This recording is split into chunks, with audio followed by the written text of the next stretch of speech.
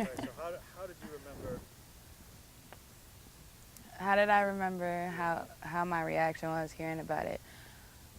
I remember, okay, like I told you earlier, that day I was with Tony, so it was basically, I was in denial. So, like, when I got the phone call from my mom and I had just walked into the hotel room and I was setting up my tattoo kit, and she goes, Zay, I'm like, what? She's like, the police just killed Tony. You know, I know multiple Tonys. So I'm like, which Tony? She's like, Tony that was just here at the house. I'm like, no, they didn't. I was just talking to him. He was just here. She's like, no, he died. He's on Willie Street. And I'm like, what do you mean? She's like, turn on the news. I'm like, okay. So I rushed to the TV. I turn on the news, and I'm watching it, and it's like hitting me, and I'm like, whoa, like this can't be happening right now.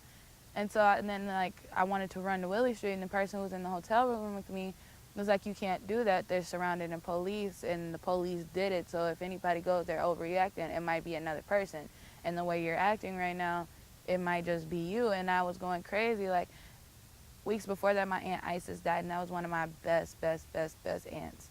She was like, she knew multiple languages, and when she died, it hurt my heart.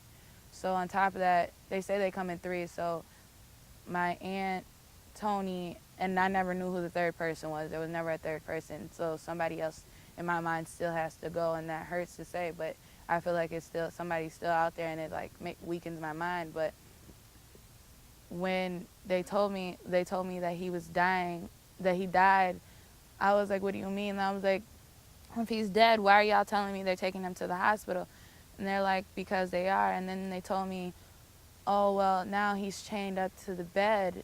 The police have him chained to the bed, and his mom can't go inside to see him. What do you mean? Why his mom can't go see him? Because they told his mom that his body was evidence. Now, how do you call a person, a human being's body, even if they're dead, their remains, how do you call it evidence? That is a person. Whether the police did it or not, murder is murder. And if somebody needs to see their child that just got killed, you should let them see that child. They should have the right of way to go and grieve with their child, even if they're dead, even if they're in a bad condition where he has holes all through his body. Let her see her child. Because when I seen Tony in his casket, you could see that they tried to fix him. You can't fix something that's broken. You can't undo what has been done, and what they did to Tony was not right. That boy was more than just somebody's son. He was somebody's brother. He was somebody's grandson. He was somebody to a lot of people, as a lot of people can see. He affected a lot of people. But when I woke up the next morning, I rushed out the hotel room. I took all my stuff out, and I just told the lady at the hotel, like, can you just watch my stuff? I'll be back. I go to Willie Street, and I seen the crowd around the house, and I'm just like, oh, well, maybe it must be true.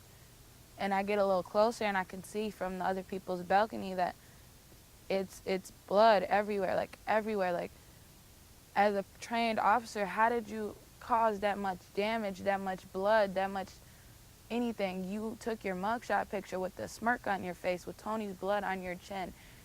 How do you feel like you justified what you did, what was okay? Like, just because of this man's past, everybody keeps bringing up Tony's past, and that's why it's okay for him to die the way he did. When Matt Kinney walked up on Tony that night, he didn't know anything about Tony's history.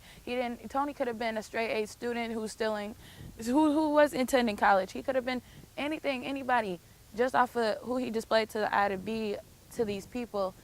To Matt Kinney, he killed him. He looked like a big dude who could hurt him. You signed up for this job. You went to school for this job. You knew what this job was. Why would you sit here and say, blame it on, oh, he put me in harm's way? No, you put him in harm's way. You're the police officer, and you came to him with the barrel to his face. Anybody will overreact to that. Anybody. When you first got the news, did you or got word? Did you see any news or hear anything on the radio? Did you go on Facebook or anything like that? Facebook lit up. Everybody saying R.I.P. Tony, R.I.P. Tony, R.I.P. Tony.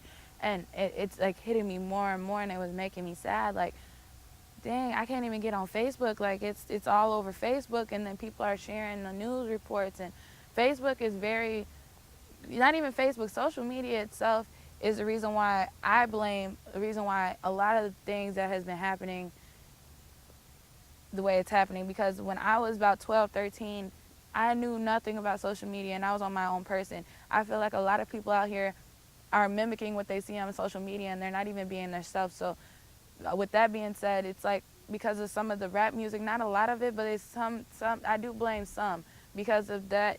Some of that rap music, police are getting this mindset like, oh, this is riling up the kids, it's getting the kids to act a certain way. That's not every kid. Not every kid listens to the same music, just like this person and that person don't. This person might listen to jazz, this person might listen to everything. This person might just be straight country, this person might be straight rap. But they think because this rap music is over like Chicago. Chicago is going crazy right now, and Chicago music is making its way up here. So it's making the police tick off and feel like, oh, well, we need to get more. But what people are failing to realize is the kids of now are the people of the future. And if you're scaring us now and you're supposed to be the one protecting us now, what do we tell our kids? Oh, well, they took my cousin. These are the people who are supposed to protect you when you're out on the streets and I'm not around, but this is the same person that took your cousin that you'll never get to meet. How do I tell my kids this is justice that when it's not justice? How do you tell the kids for the future, oh, it's okay to be a police officer if they feel like their mind's going to be corrupted to kill their own people? Like, and when I say your own people, I mean as in anybody. Everybody is the same. We all have the same bones in our body, whether you're big, small, tall, short. Everybody has almost, 206 bones in your body? I don't know. I can't remember, but everybody has the same thing in their body, whether it's broke, twisted, snapped out of place. Everybody has the same thing. So for you to feel just because you have this badge on your chest, you have the rights to put a barrel to somebody's chest and kill them, does not make it okay, does not justify what you did. The badge on your chest does not justify that it was okay what you did. Not everybody is religious, not everybody believes in God, but if God is the one that judges you on Judgment Day, the Judgment Day is only you when you're in front of him. There's no judge, there's no jury, it's just you and God. And if you're a murderer, you're a murderer, and God doesn't accept it. If you just felt like it was okay for you to play God and you to take somebody's life because you felt like it was right to do, that's not okay.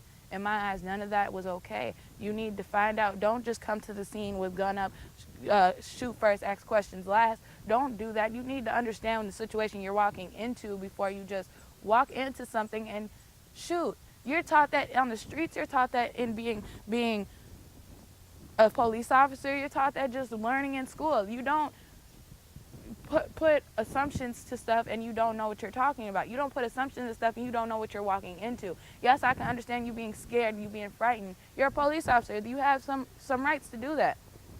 But at the same time, you knew what you were doing when you signed up for this job. You said, "Oh, I want to be a police officer," but you also Sorry. it's okay.